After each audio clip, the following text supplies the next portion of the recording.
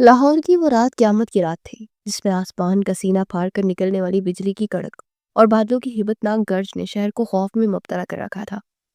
بارش کوئی رحمت بن کر نہیں بلکہ قدرت کا قہر بن کر برس رہی تھی۔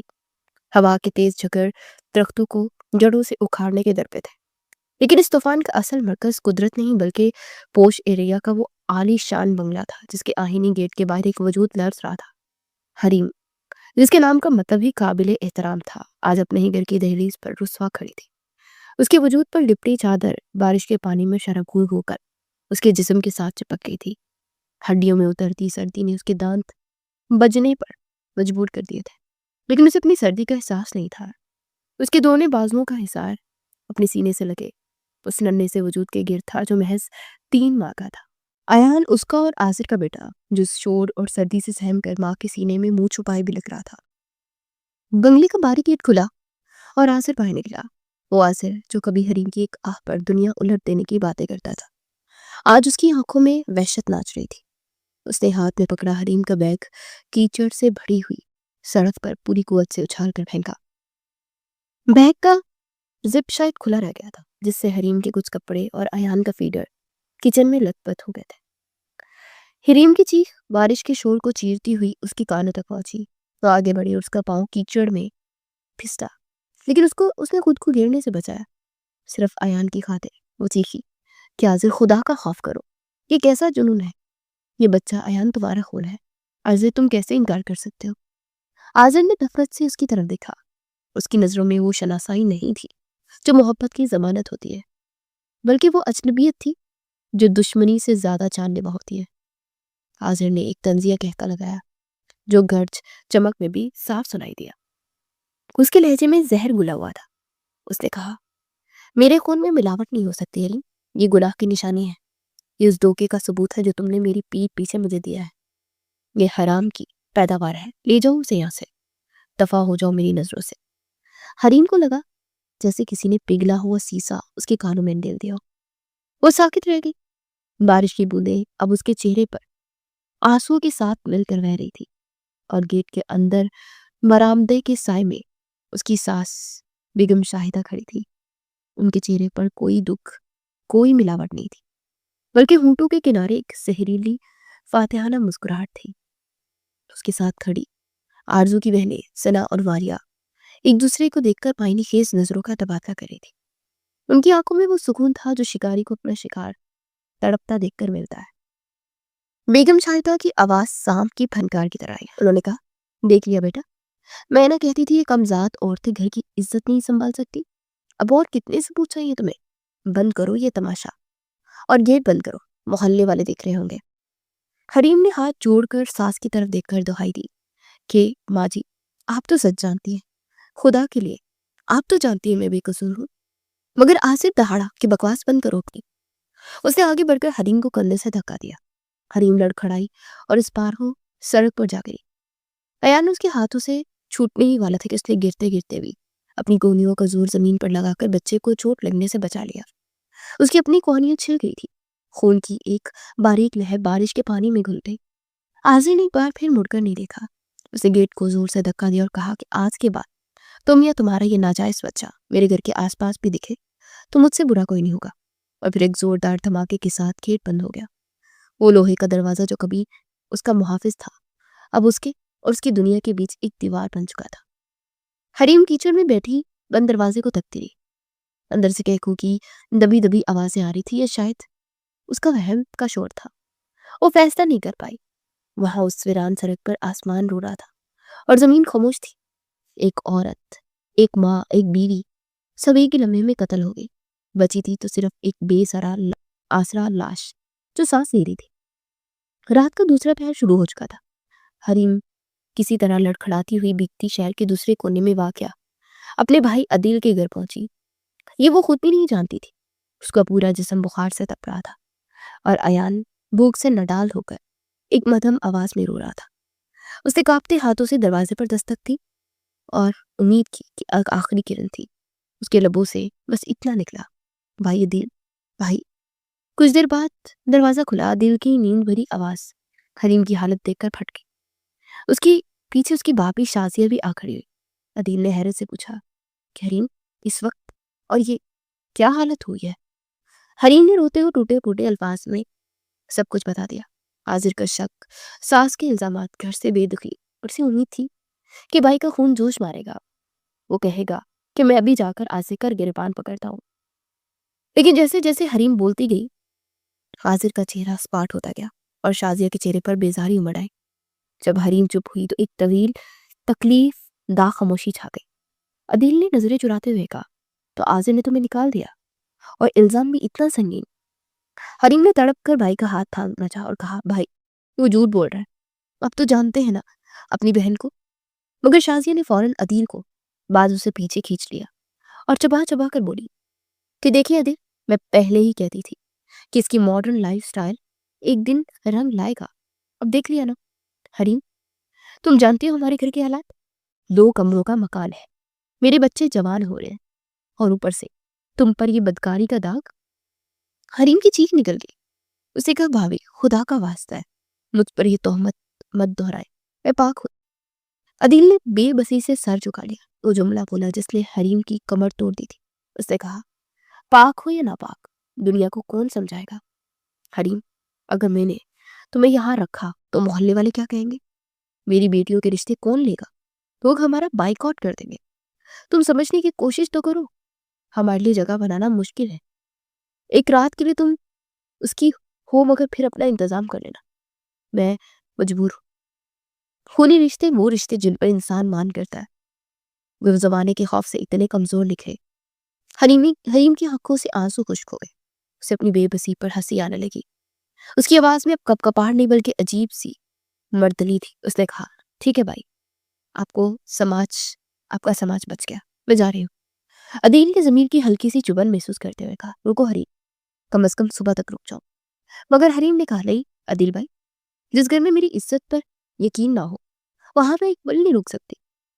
حریم نے ایان کو گود کے اندر مزید چھپایا اور اندھیرے میں غائب ہو گئی. دروازہ اس بار بھی بند ہوا لیکن اس بار تکلیف کم ہوئی تھی، کیونکہ جب غیر دھتکار دے تو دکھ ہوتا ہے مگر جب اپنے منہ موڑ لے تو انسان پتھر کا ہو جاتا ہے. اس رات حریم نے ایک بس اسٹاپ کے ٹین کی چھت کے نیچے بنا لی. ٹھنڈی ہوا ہڈیوں میں گھس رہی تھی. اسے اپنی گرم چادر اتار کر ایان کو لپیٹ دیا اور خود سردی سے ٹھٹرتی رہی. اس رات نے اسے سکھا دیا کہ دنیا میں کمزور کے لیے کوئی جگہ نہیں اور عورت کا کردار شیشے کا ہوتا ہے، ذرا ٹھیس لگے تو کرچی کرچی ہو جاتا ہے. بس اسٹاپ کی بینچ پر بیٹھے بیٹھے حریم کی آنکھوں کے سامنے ماضی کی فلم چلنے لگی. وہ وقت جب زندگی گلزار تھی. عاذر اور حریم کی لو میرج. حریم ایک پڑھی لکھی سلجھی ہوئی اور خود مختار لڑکی تھی. وہ ایک پرائیویٹ فرم میں مینیجر تھی اور گھر کے ساتھ ساتھ اپنی جاب کو بھی بخوبی نبھا رہی تھی. عاذر اس کی ذہانت اور خوبصورتی کا دیوانہ تھا. ان کی ہنسی خوشی زندگی آرزو کی ماں بیگم شاہدہ اور بہنوں کی آنکھوں میں کانٹے کی طرح کھٹکتی تھی. بیگم شاہدہ ایک روایتی حاکمیت پسند عورت تھی.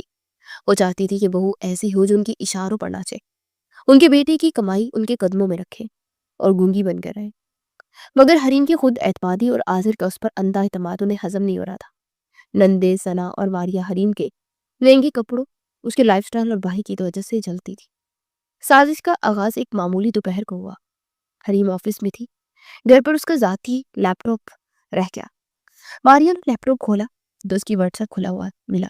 ماریا نے شیطانی چمک کے ساتھ ماں کو بلا کر امی دیکھیے تو صحیح. بیگم شاہدہ نے اسکرین دیکھی. وہاں حریم کے باس کا میسج تھا گڈ ورک حریم، پریزنٹیشن بہت اچھی تھی.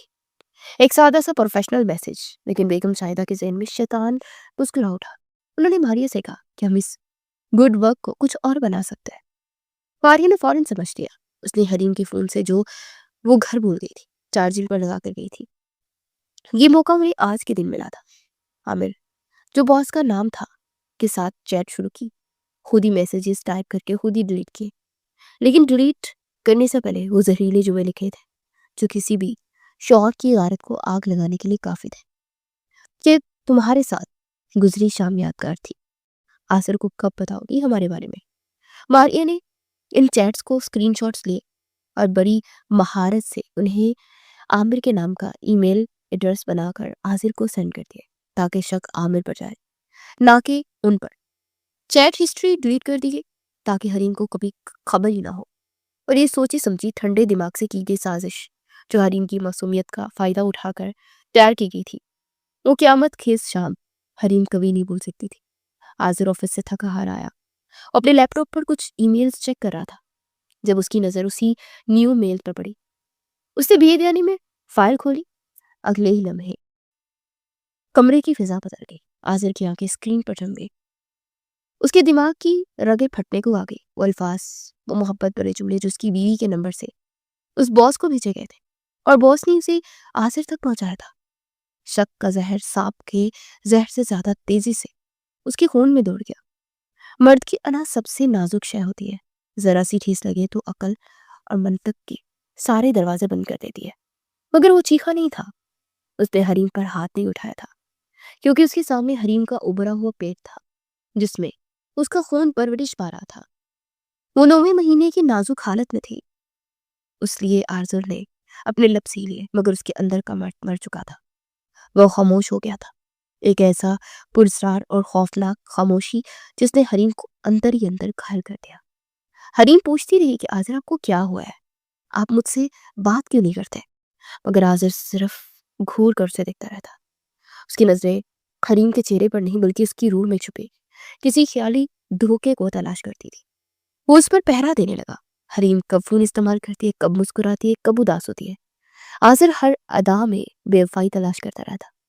ساس بیگم شاہدہ اور نندیس خاموشی سے لطف اندوز ہو رہی تھی اور موقع ملتے ہی عاذر کے کانوں میں زہر گھولتی رہی کہ دیکھو کیسے معصوم بنتی ہے، مگر پیٹ میں پاپ لیے پھر رہی ہے۔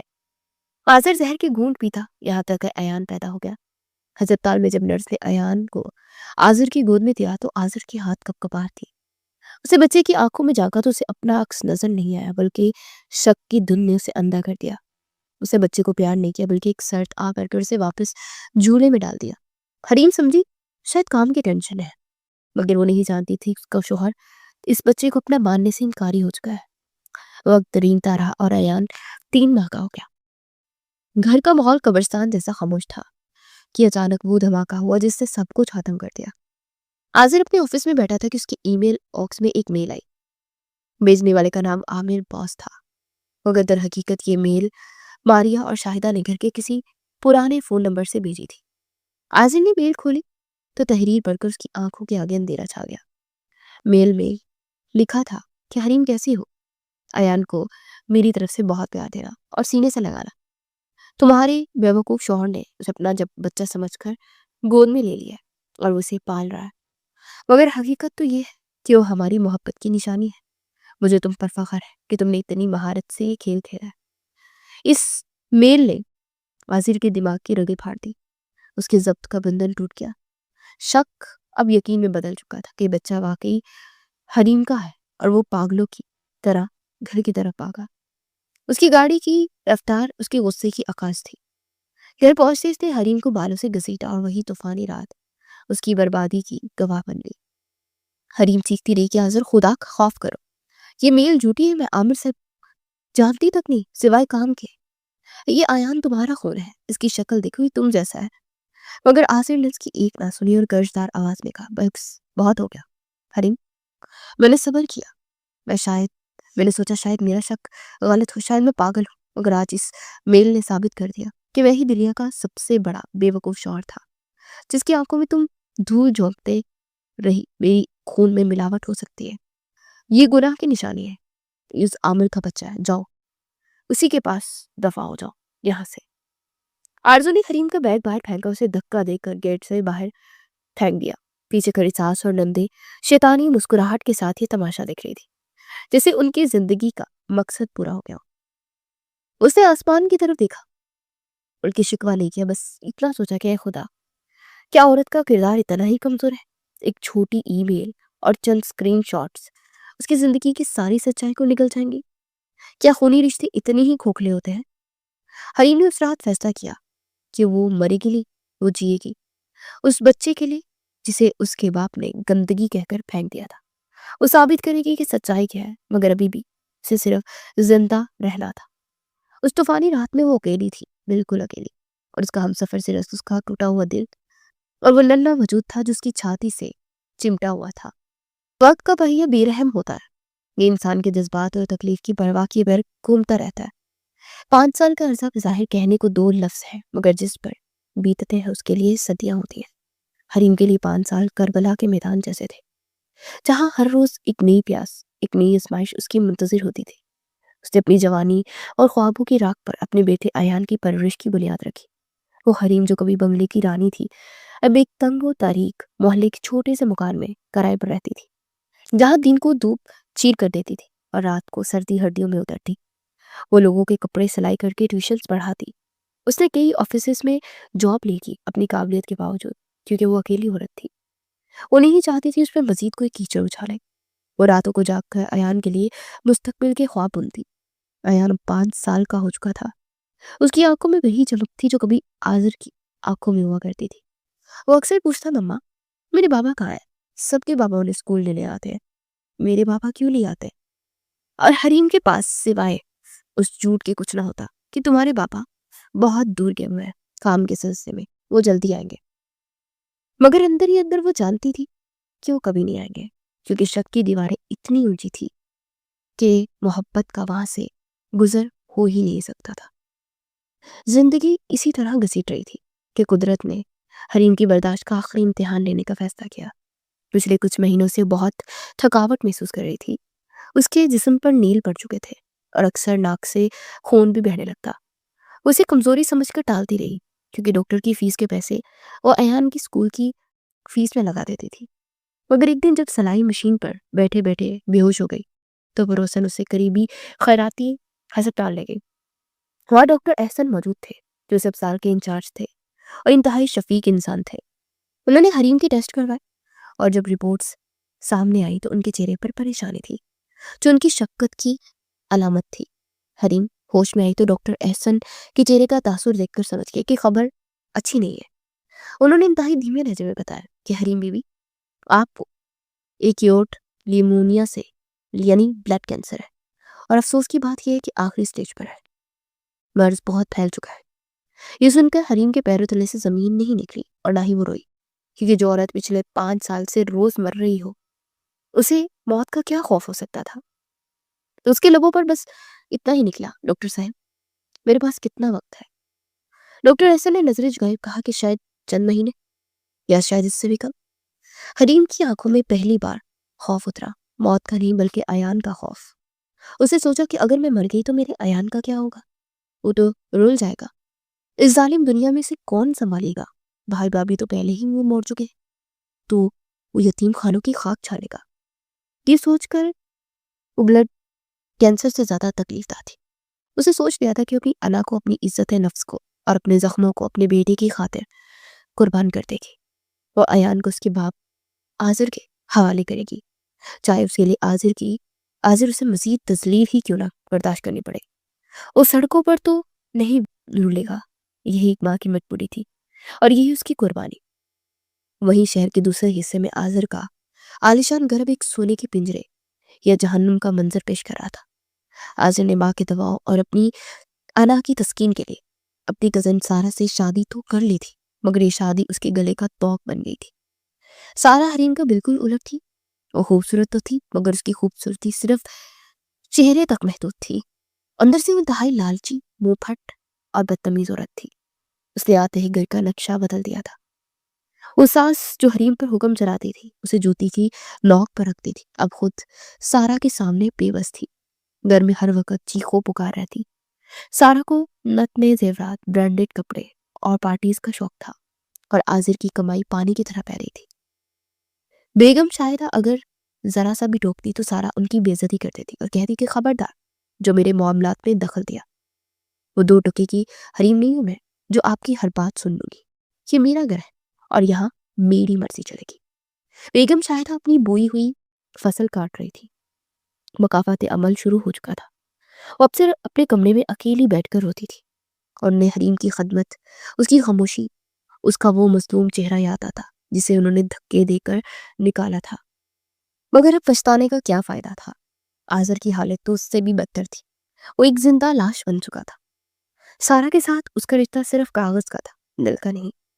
ڈاکٹر نے تصدیق کر دی تھی کہ شدید ذہنی تناؤ اور کچھ طبی پیچیدگیوں کی وجہ سے آذر باپ نہیں بن سکتا۔ سارا اس بات پر بھی اسے تانے دیتی تھی کہ تم تو مرد ہی نہیں ہو، میرا وقت برباد کر دیا تم نے۔ حاضر خاموشی سے یہ سب سنتا اور پھر گھر سے باہر بھاگتا۔ وہ راتوں کو دیر تک سڑکوں پر آوارہ گردی کرتا رہتا تاکہ گھر نہ جانا پڑے۔ اسے حریم کی یاد آتی، مگر وہ یاد محبت بن کر نہیں بلکہ نفرت بن کر آتی۔ وہ سوچتا کہ حریم تو اس باس عامر کے ساتھ مزے کی زندگی گزار رہی ہوگی، وہ خوش ہوگی اور میں یہاں جہنم میں جل رہا ہوں۔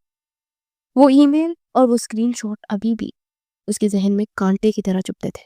اسے لگتا تھا کہ حریم نے اس کی زندگی برباد کی ہے، اسے اپنی بربادی کا ذمہ دار حریم لگتی تھی، حالانکہ آگ اس کے اپنے ہی گھر کے لوگوں نے لگائی تھی۔ قدرت کا کھیل بھی عجیب تھا۔ حریم موت کے دہانے پر کھڑی اپنے بیٹے کے لیے فکر مند تھی، اور آزر زندگی کی تمام آسائشیں ہوتے بھی اندر سے کھوکھلا ہو چکا تھا۔ ایک دن حریم کی طبیعت بہت زیادہ بگڑ گئی، اسے شدید درد اٹھا اور وہ اسپتال جانے کے لیے نکلی اور بس کے تھکے کھاتی ہوئی کینسر اسپتال پہنچی۔ ڈاکٹر احسن نے اس کا چیک اپ کیا اور اسے فوری خون لگانے کا کہا۔ ٹریٹمنٹ کے بعد جب وہ اسپتال سے باہر نکلی تو کمزوری کی وجہ سے اس کے پیر لڑکھڑا گئے۔ وہ فٹ پاتھ پر گرنے ہی والی تھی کہ ڈاکٹر احسن جو اتفاق سے اپنی شفٹ ختم کر کے گھر جا رہے تھے، انہوں نے اسے دیکھ لیا اور تیزی سے آگے بڑھے اور حریم کو سہارا دیا۔ حریم کا رنگ ہلدی کی طرح پیلا اور بمشکل کھڑی تھی۔ ڈاکٹر احسن نے انسانی ہمدردی کے تحت کہا، حریم بی بی آپ کی حالت ٹھیک نہیں ہے، آئے میں آپ کو گھر ڈراپ کر دوں۔ حریم انکار کرنا چاہتی تھی مگر اس کے جسم میں طاقت نہیں تھی۔ اس نے ڈاکٹر احسن کا بازو تھام لیا تاکہ گر نہ پڑے۔ عین اسی لمحے سڑک پر ٹریفک جام تھی اور چمچماتی گاڑی حریم کے قریب سے رنگ رہی تھی۔ اس گاڑی میں آزر بیٹھا تھا۔ اس کی نظر اچانک کھڑکی سے باہر پڑی اور جو منظر اس نے دیکھا اس نے اس کے خون کو کھولا دیا۔ اسے دیکھا حریم ایک خوش شکل اور سون پھوٹ مرد کے ساتھ کھڑی ہے اور اس مرد نے حریم کو بازو سے تھام رکھا ہے اور اسے اپنی گاڑی کی فرنٹ سیٹ پر بٹھا رہا ہے۔ حضرت کو ہسپتال کا بورڈ نظر نہیں آیا، یہ شاید نفرت کی اینک نے اسے دیکھنے نہیں دیا۔ اسے صرف حریم اور وہ غیر مرد نظر آیا اور اس کے ذہن نے فوراً کہانی گھڑ لی کہ یہ وہی عامر ہوگا یا کوئی نیا عاشق۔ آزر نے اسٹرنگ پر زور سے مکہ مارا اور دان پیس کر کرایا کہ بے حیا عورت 5 سال ہو گئے مگر اس کی عیاشیاں ختم نہیں ہوئی۔ میں وہاں گھر میں اولاد کو ترس رہا ہوں، سکون کو ترس رہا ہوں، اور یہ یہاں نئے یاروں کے ساتھ گھوم رہی ہے۔ اس کی صحت کی خرابی کو آزر نے گناہ کا روپ دے دیا۔ آزر نے نفرت سے سڑک پر تھوکا اور گاڑی کا شیشہ چڑھا لیا۔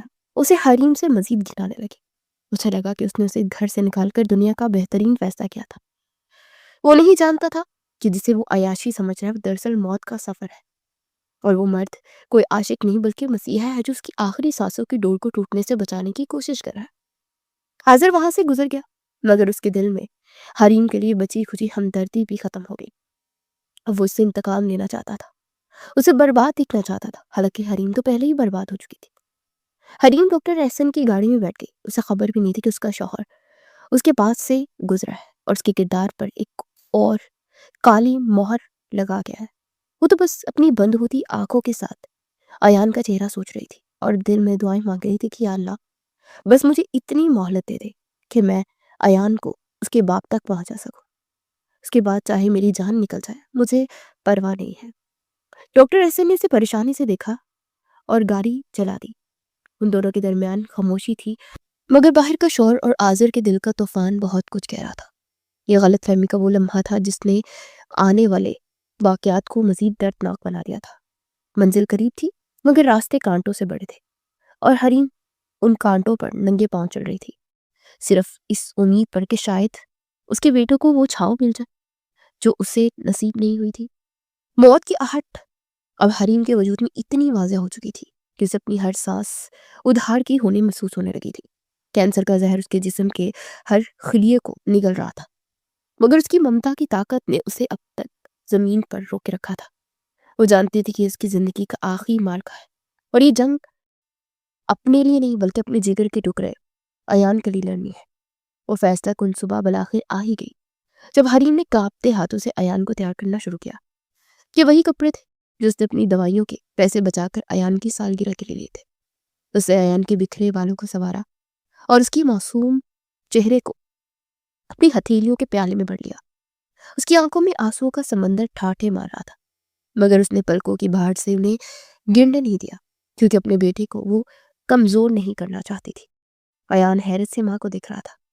उससे अपनी तोतली जुबान में पूछा कि मम्मा, हम कहाँ जा रहे हैं? आपने मुझे इतने अच्छे कपड़े क्यों पहनाए हैं? क्या हम पार्क जा रहे हैं? हरीम का दिल चाहा कि वो दहाड़े मार कर उससे कहे, नहीं बेटा, मैं तुम्हें पार्क नहीं बल्कि तुम्हारे बाप के पास छोड़ने जा रही हूँ, जो शायद तुम्हें कबूल भी ना करे।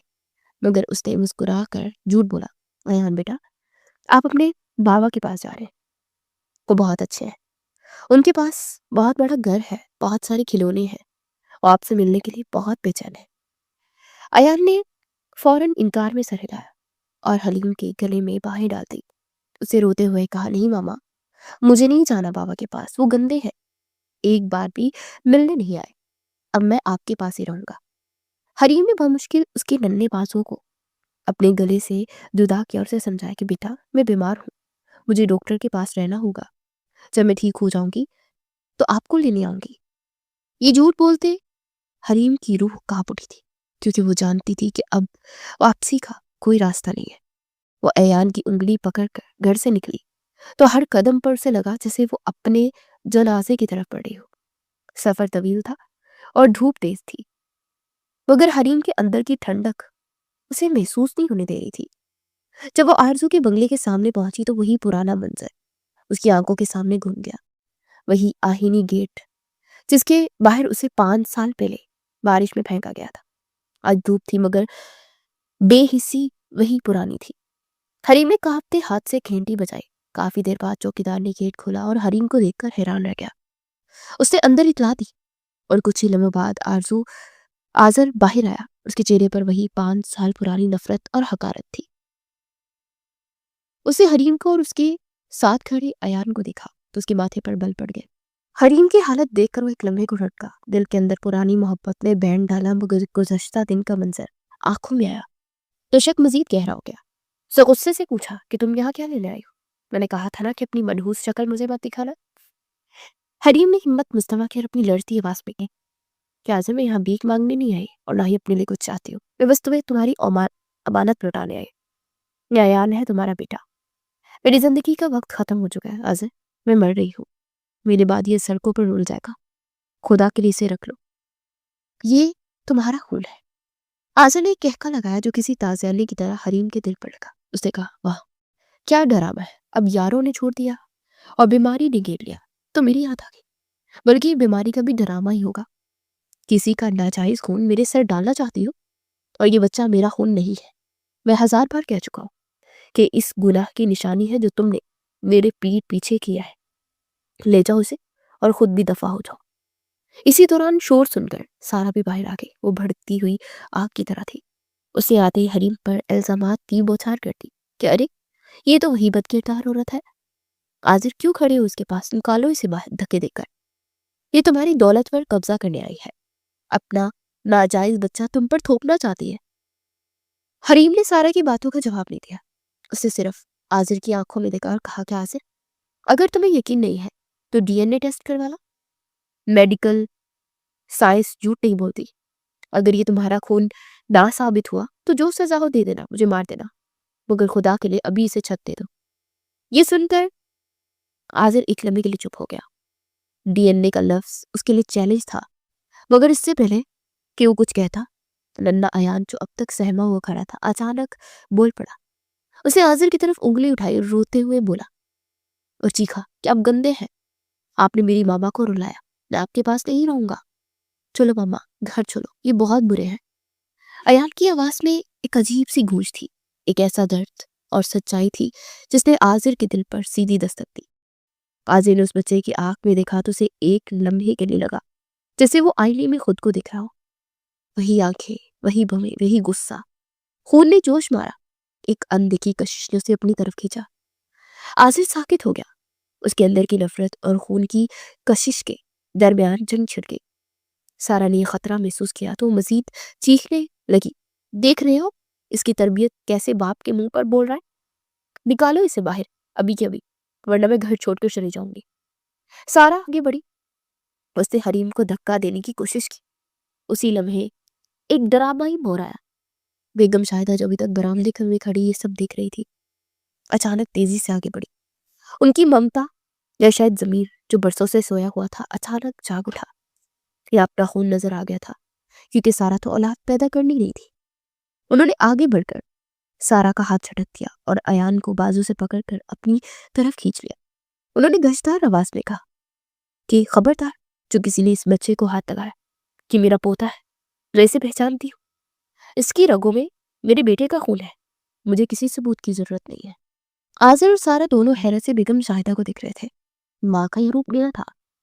بیگم شاہدہ نے حریم کی طرف دیکھا۔ ان کی آنکھوں میں ندامت تھی یا رحم یا فیصلہ کرنا مشکل تھا، مگر انہوں نے کہا حریم تم جاؤ، میں وعدہ کرتی ہوں میں جب تک زندہ ہوں ایان کو کوئی تکلیف نہیں ہوگی، اسے اس کا حق ملے گا۔ حریم کے لیے یہی کافی تھا۔ اس نے آخری بار ایان کو دیکھا جو دادی کی گرفت میں مچل رہا تھا اور رو رہا تھا کہ مما مت جاؤ۔ حریم کا کلیجہ پھٹ رہا تھا، مگر اس نے اپنے آنسو روکے اور پلٹ گئی۔ وہ تیزی سے گیٹ سے باہر نکل گئی، کیونکہ اگر وہ ایک لمحہ مزید رکتی تو شاید کبھی نہ جا پاتی۔ اس کے جاتے ہی گیٹ بند ہو گیا اور ایان کی چیخیں بند دروازے کے پیچھے دب گئی۔ حریم سڑک پر دیوانیوں کی طرح چل رہی تھی۔ اس کا دامن خالی تھا، مگر دل مطمئن تھا کہ اس کا بیٹا اپنے گھر پہنچ گیا ہے۔ دوسری طرف گھر کے اندر کہرام مچا تھا۔ سارا بیگم شاہدہ سے لڑ رہی تھی کہ آپ نے اس گندے خون کو گھر میں رکھ لیا، میں یہاں نہیں رہوں گی، مگر بیگم شاہدہ نے پہلی بار سارا کو چپ کروا دیا اور ایان کو لے کر اپنے کمرے میں چلی گئی۔ آذر وہیں گیٹ پر کھڑا رہا، اس کے ذہن میں حریم کا زرد چہرہ، ایان کی وہ چیخ گونج رہی تھی کہ بابا گندے ہیں۔ اس کے دل میں شک کی دیوار میں دراڑیں پڑ چکی تھی، مگر انا اب بھی قائم تھی۔ وہ کشمش میں تھا کہ کیا کرے، کیا وہ واقعی میرا بیٹا ہے یا یہ حریم کی کوئی نئی چال ہے؟ اس بے چینی کو ختم کرنے کے لیے اس نے ایک فیصلہ کیا۔ اس نے چپکے سے ایان کے بالوں کا ایک گچھا لیا جو صوفے پر گرا تھا اور اپنے بالوں کا نمونہ لے کر سیدھا لیبارٹری چلا گیا۔ اس نے urgent D N A test کی درخواست دی، کیونکہ وہ اب اور ایک پل بھی شک میں نہیں رہنا چاہتا تھا۔ اسے سچائی چاہیے تھی، چاہے وہ کتنی تلخ کیوں نہ ہو۔ اگلے 2 دن آرزو پر قیامت بن کے گزرے۔ گھر میں ایان کے رونے کی آواز آتی تو اس کا دل مٹھی میں آ جاتا۔ سارا نے گھر پر سر اٹھا رکھا تھا، مگر آذر خاموش تھا۔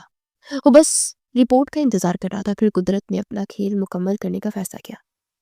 حریم کے جانے کے ٹھیک 2 دن بعد گھر کی پرانی خاتمہ حلیمہ، جو پچھلے کئی سالوں سے فالج کی وجہ سے بستر پر تھی اور اب موت کے قریب تھی، اس نے آذر کو پیغام بھجوایا کہ صاحب جی مجھ سے ملنے آئے، مجھے مرنے سے پہلے کوئی بوجھ اتارنا ہے۔ آذر بیزار ہو کر اس کے کوارٹر میں گیا۔ وہاں موت کی بو پھیلی ہوئی تھی۔ حلیمہ سانسیں اکھڑ رہی تھی۔ اس نے آذر کو دیکھا تو اس کی آنکھوں سے آنسو بہنے لگے۔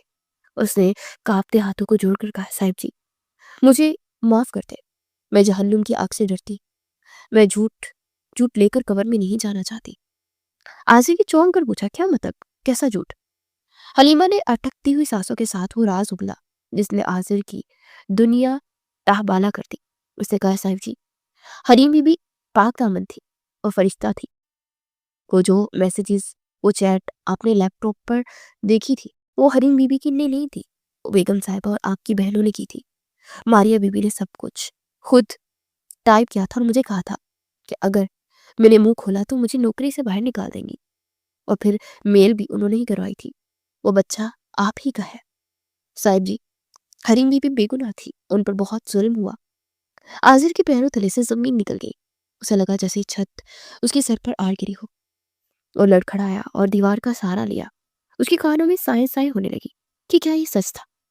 کیا اس نے اپنی پاک دامن بیوی کو اپنی ہی ماں اور بہنوں کی سازش کی وجہ سے گھر سے نکال دیا؟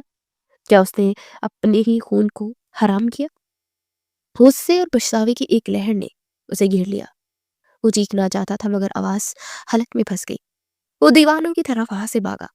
ابھی وہ برآمدے میں پہنچا ہی تھا کہ گیٹ پر ایک کوریئر والا آیا۔ اس نے آذر کے ہاتھ میں ایک لفافہ تھمایا۔ یہ ڈی این اے رپورٹ تھی۔ آذر کے ہاتھ کانپ رہے تھے۔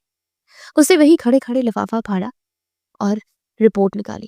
سامنے لکھا تھا 99% میچ۔ ایان آذر کا ہی بیٹا تھا۔ سائنس نے خادمہ کی طرف پر مہر لگا دی تھی۔ وہ سچائیاں ایک ساتھ آذر کے سامنے آ گئی تھی۔ ان سچائیوں نے آذر کو جیتے جی مار دیا تھا۔ اس کے ہاتھ سے کاغذ چھوٹ کر گر گیا اور وہیں گھٹنوں کے بل بیٹھ کر دہاڑے مار کر رونے لگا۔ یہ رونا اس مرد کا تھا جس نے اپنی انا کی خاطر اپنی جنت برباد کر دی تھی۔ उसने अपने हाथों से अपनी खुशियों का गला घोटा था। शोर सुनकर बेगम शाहिदा और सायरा बाहर आई। बेगम शाहिदा ने आजिर की हालत देखी तो समझ गई कि भांडा फूट चुका है। वो आगे बढ़ी और कहा, आजिर बेटा, मेरी बात सुनो। मगर आजिर ने हाथ उठाकर उन्हें रोक दिया। उसकी आंखों में खून उतर आया था। उसने अपनी माँ को देखा जैसे वो कोई अजनबी हो, नहीं बल्कि कोई दुश्मन हो। उसने चीख कर कहा, मत कहिए मुझे बेटा। आपने आपने मेरी जिंदगी बर्बाद कर दी माँ। आपने मुझे कातिल बना दिया। मैंने एक मासूम औरत पर तोहमत लगाई, उसे सड़कों पर रुलवाया, सिर्फ आपकी झूठी अना की वजह से। ये बच्चा मेरा था, अब जानती थी, फिर भी आप खामोश रही क्यों? आखिर क्यों? बेगम शाहिदा रोते हुए कदमों में बैठ गई और कहा, मुझे माफ कर दो बेटा, मुझसे गलती हो गई। शैतान गालिब आ गया था, मैं बहक गई थी। मगर आजिर का दिल अब पत्थर नहीं बल्कि किरची किरची हो चुका था। उसे कहा, माफी मुझसे नहीं, उस मजलूम से मांगे जिसे आपने हमने मार दिया। अब शायद हम बहुत देर हो चुकी है। आजिर खड़ा हुआ। उसका हुलिया बिगड़ चुका था। वो पागलों की तरह अपनी गाड़ी की तरफ भागा। उसे अब सिर्फ एक ही धुन थी, हरीम। उसे हरीम चाहिए थी। उसे उसके कदमों में गिरना था, उससे माफी मांगनी थी, उसे बताना था कि वो गुनहगार है। वो गाड़ी भगाते हुए उस जगह की तरफ निकला जहां हरीम की को उसने आखिरी बार देखा था। मगर वो ये नहीं जानता था कि वक्त और लहरें कभी वापसी का रास्ता नहीं देती, और पछतावा तब होता है जब सब कुछ राख हो चुका होता है। वो सड़कों पर गाड़ी दौड़ा रहा था। उसकी आंखों से आंसू बारिश की तरह बह रहे थे। उसके ज़हन में हरीम की मुस्कुराहट, उसकी खिदमत, उसकी खामोश मोहब्बत और फिर वो थप्पड़, वो गालियां, वो तूफानी रात घूम रही थी। वो खुद को नोचना चाहता था। वो बार बार कह रहा था, हरीम मुझे माफ कर दो, मैं आ रहा हूँ, मैं सब ठीक कर दूंगा, हम घर जाएंगे, हम अयान के साथ रहेंगे। मगर तकदीर उसकी खुशफहमियों पर हंस रही थी, क्योंकि अब तलाफी का वक्त गुजर चुका था। अब सिर्फ जजा और सजा का वक्त था। लाहौर की सड़कों पर आजर की गाड़ी हवा से बातें कर रही थी। उसका दिमाग सुन्न था और दिल की धड़कनें उसके कानों में हथौड़ी की तरह बरस रही थी। उसकी आंखों के सामने बार बार धुंधलाहट आ रही थी, जिसे वो हाथ की पुश से रगड़कर साफ करता और एक्सीलेटर पर पांव का दबाव मजीद बढ़ा देता। उसके ज़हन में सिर्फ एक ही मंजिल थी, वो जगह जहां उसने हरीम को उस गैर मर्द के साथ गाड़ी में बैठते देखा था। उसका ज़मीर उसे मलामत कर रहा था कि काश वो उस वक्त गाड़ी रोक लेता। काश काश शक की ऐनक उतार कर देखता तो उसे हरीम की जर्द रंगत और लड़खड़ाते कदम नजर आ जाते। वो खुद को कोस रहा था, गालियां दे रहा था, मगर गाड़ी के पहिए वक्त की रफ्तार को मात देने की कोशिश में घूम रहे थे। बल आकर उसी मुकाम पर पहुंचा। गाड़ी को एक झटके से रोका और बाहर निकला। सामने मौजूद इमारत को देखकर उसके कदमों तले से जमीन सरक गई। उसका सांस हलक में अटक गया। ये कोई होटल नहीं था और ना ही कोई तफरीही मकाम, बल्कि इस शहर का सबसे बड़ा कैंसर अस्पताल था। आजिर का सर ठुकराने लगा। इमारत के माथे पर लिखा हुआ लफ्ज कैंसर उसके वजूद पर किसी भारी पत्थर की तरह गिरा। उसने लड़खड़ाते कदमों से इस्तकबालिया की तरफ दौड़ लगाई। उसका हुलिया बिगड़ा हुआ था, आंखें सुर्ख थी और माथे पर पसीने के कतरे चमक रहे थे। उसने इस्तकबालिया पर मौजूद लड़की से हरीम का पूछा। उसकी आवाज कांप रही थी। लड़की ने कंप्यूटर चेक किया और एक वार्ड का नंबर बताया। आजिर ने शुक्रिया का इंतजार किए बगैर सीढ़ियों की तरफ दौड़ लगा दी। वो लिफ्ट का इंतजार नहीं कर सकता था। उसे लग रहा था कि अगर वो एक सेकंड भी लेट हो गया तो शायद कायनात का निजाम दरहम बरहम हो जाएगा। वो दूसरी मंजिल पर पहुंचा तो वार्ड के बाहर का मंजर उसके लिए किसी क़यामत से कम नहीं था। उसने देखा कि वही डॉक्टर जिसे उसने हरीम के साथ देखा था, सर झुकाए दीवार के साथ टेक लगाए खड़ा था और उसके चेहरे पर गहरा दुख। आजिर ने उसे पहचान लिया। डॉक्टर एहसन थे। आजिर का खून खौल उठा। उसने बिना सोचे समझे आगे बढ़कर डॉक्टर एहसन का गिरेबान पकड़ लिया। उस वक्त उसके अंदर का पछतावा गुस्से की शक्ल में बाहर आ रहा था। वह दहाड़ा, तुम तुम कौन हो और मेरी बीवी यहाँ क्या कर रही है? बोलो, उसे क्या हुआ है? डॉक्टर एहसन ने मजाहमत देखी। उन्होंने अफसोस भरी नजरों से आजिर को देखा। उनकी आंखों में गुस्सा नहीं बल्कि रहम था। एक ऐसे इंसान के लिए रहम जो अपनी बर्बादी पर खड़ा था। डॉक्टर एहसन ने धीमे लहजे में कहा कि गिरबान छोड़ दो नौजवान, और होश के नाखन लो। ये वक्त लड़ने का नहीं है। ये तुम्हारी बीवी जिंदगी और मौत की जंग लड़ रही है। आसिफ ने झटके से हाथ छोड़ा और हाँफते हुए पूछा, क्या मतलब? कैसी जंग? वो तो ठीक थी, मैंने उसे देखा था। वो डॉक्टर एहसन ने उसकी बात को काट दिया और कहा, और पिछले 2 साल से ब्लड कैंसर से लड़ रही है, आखिरी स्टेज का कैंसर। ये अल्फाज आज़र के कानों में पिघले हुए शीशे की तरह उतरे। वो पत्थर का हो गया। डॉक्टर हसन ने बात जारी रखी कि उसे इलाज की अशद ज़रूरत है। उसे कीमती ओहदिया चाहिए थी, मगर उस पागल औरत ने खुद को मार दिया। उसने दवाइयों के पैसे जोड़ने के बजाय अपने बेटे की परवरिश पर सब कुछ लगा दिया। वो कहती थी कि अगर मैंने दवाइयाँ ले ली तो अयान का दूध कहाँ से आएगा, उसकी फीस कैसे जाएगी। उसने मुझसे कहा कि वो मरने से पहले अपने बेटे को महफूज हाथों में देना चाहती है। वो अपनी जिंदगी की भीख नहीं मांगती थी, बस अपने बेटे की छत मांगती थी। आज़र को लगा जैसे किसी ने उसके दिल सीने से निकाल कर मसल दिया। उसके घुटनों में जान नहीं रही थी। वो वहीं फर्श पर बैठ गया। उसकी आंखों से आंसू सैलाब की तरह बह निकले। जिस कमजोरी को हरीम की वो अयाशी समझ रहा था, वो दरअसल मौत की नकाहत थी। वो जिस डॉक्टर को उसका यार समझ रहा था, उसका मसीहा था। आज़र ने हाथों में मुंह छुपा लिया और बच्चों की तरह बिलखने लगा। अस्पताल का अमला और लोग उसे हैरत से देख रहे थे, मगर उसे किसी की परवाह नहीं थी। उसे सिर्फ अपनी हरीम चाहिए थी। उठा और दीवानों की तरह वार्ड के दरवाजे की तरफ बढ़ा। डॉक्टर ऐसा ने उसे रोका नहीं, बस इतना कहा कि हिम्मत रखना, अब उसके पास वक्त बहुत कम है। आज़र ने कांपते हाथों से दरवाजा खुला, अंदर दाखिल हुआ। वो कमरे में मशीनों की पिप पिप की आवाज गूंज रही थी। फिजा में दवाइयों और मौत की मिली जुली बू थी। सामने बिस्तर पर एक हड्डियों का ढांचा लेटा हुआ था, जिसके मुंह पर ऑक्सीजन मास्क लगा था और हाथों में नालियों का जाल बिछा था। आज़र के कदम वन भर के हो गए। क्या ये वही हरीम है, वो गुलाब जैसी हरीम जिसकी हंसी से घर गूंज उठता था? उसके सर के घने बाल कीमियोथेरापी की नजर हो चुके थे और सर पर एक दुपट्टा लिटा था। उसकी आंखें धंस चुकी थी और रंगत कागज की तरह सफेद थी।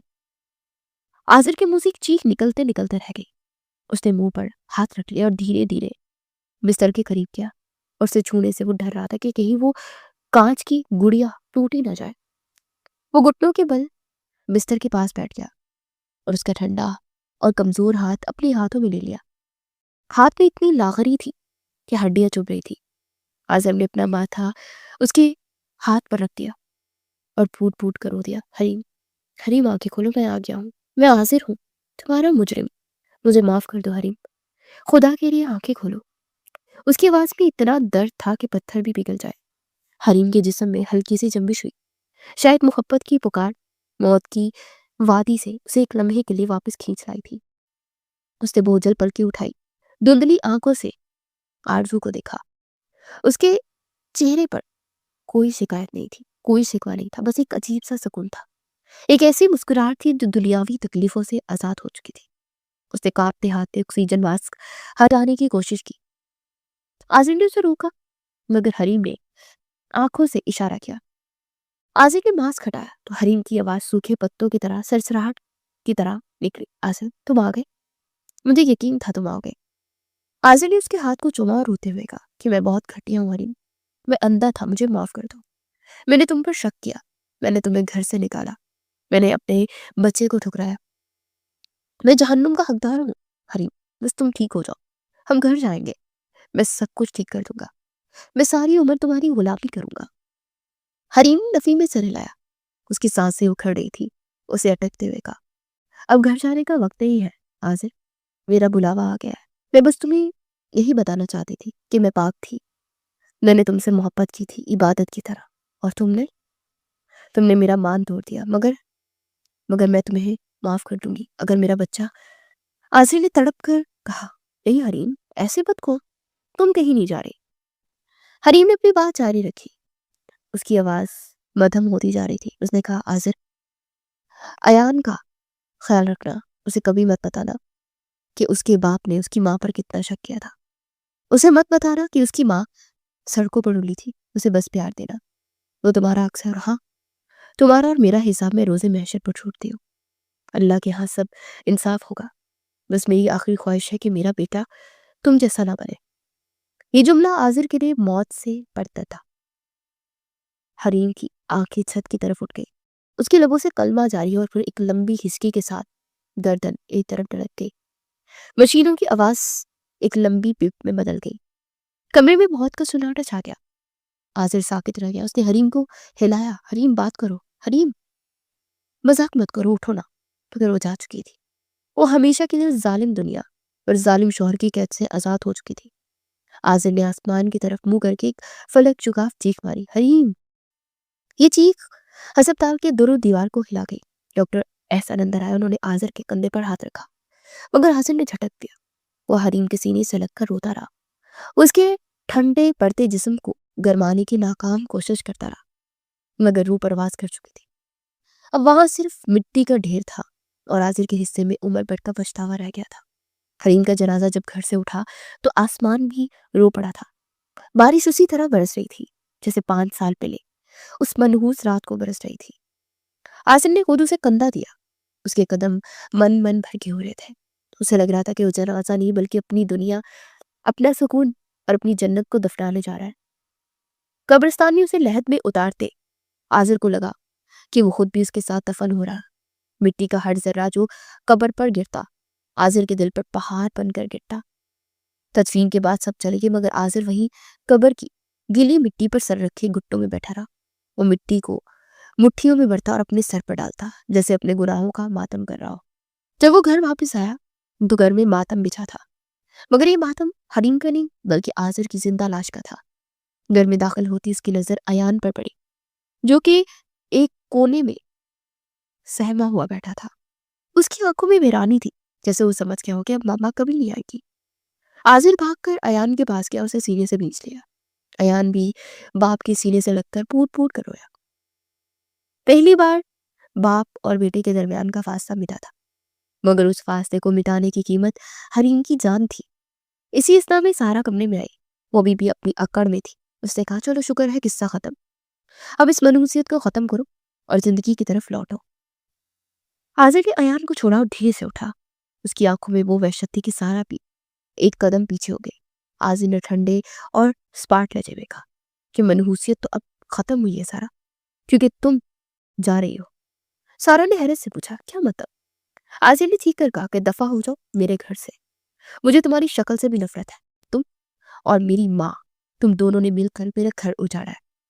تم دونوں قاتل ہو، میری حریم کی، میری خوشیوں کی۔